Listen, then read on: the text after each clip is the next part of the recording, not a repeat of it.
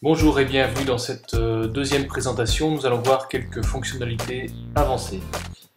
Dans un premier temps, nous allons regarder un peu plus près la médiathèque. On retrouve notre dossier démo avec nos médias. Nous pouvons renommer notre média avec un clic droit, puis renommer. Nous allons mettre ici 3 bandes verticales, par exemple. Nous pouvons également renommer des playlists de la même manière. Vous voyez que le nom se mettra à jour automatiquement dans le panneau de la playlist.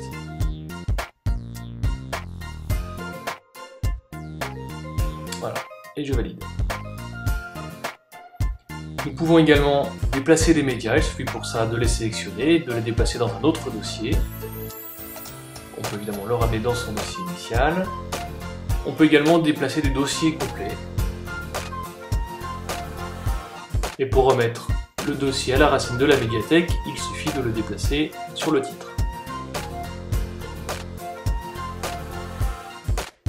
Regardons maintenant comment modifier un média que nous avons déjà créé précédemment, simplement en cliquant sur le média et en faisant éditer. Nous allons retrouver l'ensemble des caractéristiques du média, que ce soit les textes ou les photos. Si nous ne voulons pas faire de modification, nous pouvons simplement fermer la fenêtre.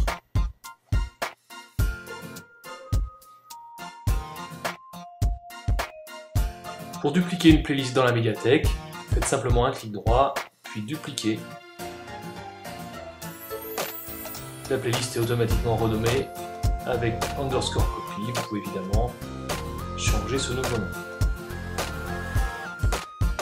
Modifiez ensuite la playlist dupliquée. Évidemment, la playlist originale n'est pas affectée.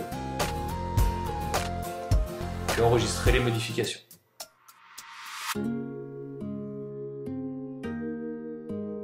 Regardons maintenant comment ajouter ses propres médias.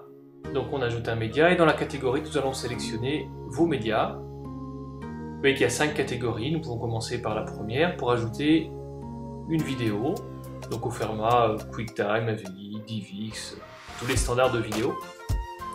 Vous nommez votre vidéo, vous précisez la durée en secondes. Attention, si ça fait plus d'une minute, laissez bien en secondes. Par exemple ici 1 minute 15 donne 75 secondes. Précisez le nom de votre fichier vidéo, par exemple monfilm.mov, et précisez le support. Est-ce que cette vidéo est sur un serveur, sur une clé USB ou sur un CD-ROM? Je vous préconise de garder serveur.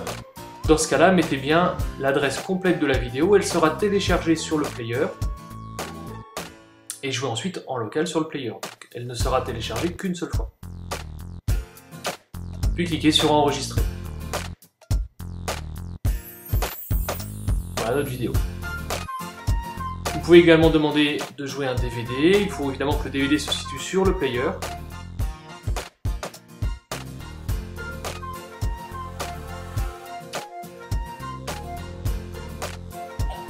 Vous pouvez également afficher un site web sur votre écran. Dans ce cas-là, sélectionnez la catégorie site web.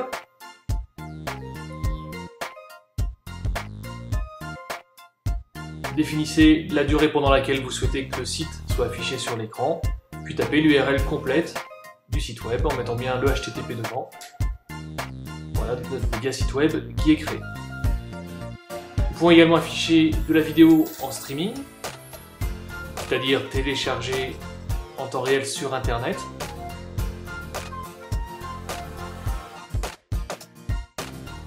Mettez ici l'URL de votre vidéo, que ce soit un flux MMS ou RTSP. Vous pouvez afficher les chaînes télé de Free par exemple, qui sont disponibles via le protocole RTSP.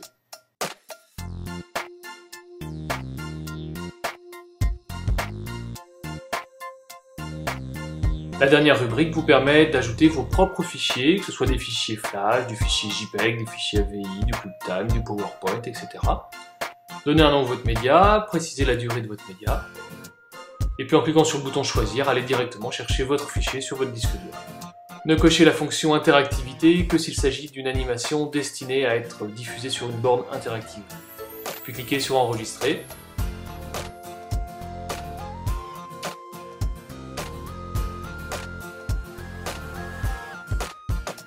Regardons maintenant d'un peu plus près les écrans et les plannings. Vous voyez ici un petit point vert qui indique que le player est bien connecté, contrairement aux deux suivants où a priori les écrans sont éteints et les suivants sont allumés.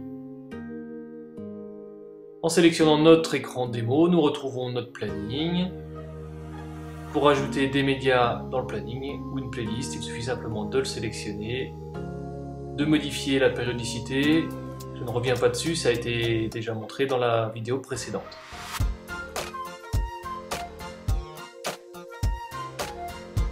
Voilà par exemple une périodicité quotidienne jusqu'au 26.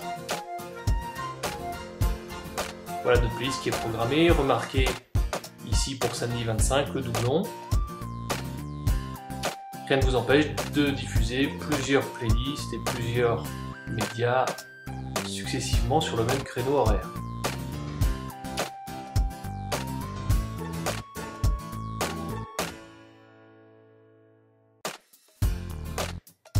Attendons-nous maintenant sur les réglages des players, en cliquant sur l'écran et en faisant éditer.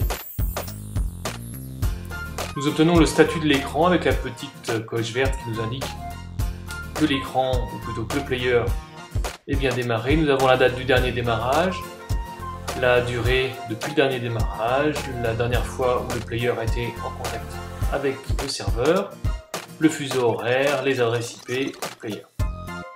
La rubrique Monitor On, Monitor Off va vous permettre de déterminer les heures d'allumage et d'extinction de l'écran. Par exemple ici, il s'allume le matin, s'éteint en fin de matinée, se rallume en début d'après-midi et s'éteint le soir.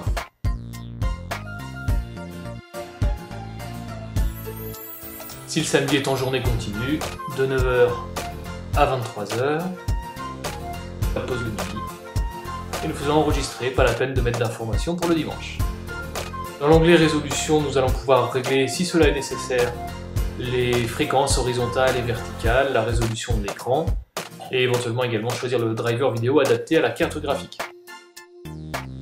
L'onglet volume permet quant à lui de régler à distance le volume sur l'écran.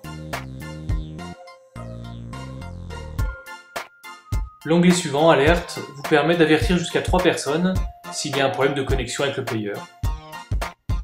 Notez simplement l'adresse mail et le nom de la personne, puis ajouter. Voilà, vous pouvez rajouter comme ça jusqu'à 3 adresses.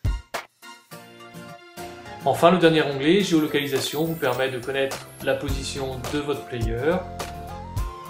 Vous y retrouvez l'adresse, le fuseau horaire et puis un descriptif. Regardons maintenant les informations concernant le compte. Nous y retrouvons le nom, les contacts. Nous pouvons éventuellement changer le mot de passe, l'adresse, etc. Nous pouvons voir également la liste des clients, c'est-à-dire des personnes pour qui nous avons créé un compte. Et nous avons la possibilité de mettre le compte sous tutelle et de gérer ainsi leur écran directement dans notre interface. Nous pouvons aussi se connecter directement au compte. En cliquant sur se connecter, nous serons alors déconnectés de notre propre compte, puis nous allons basculer sur le compte de notre client. Cette présentation est maintenant terminée. Au revoir.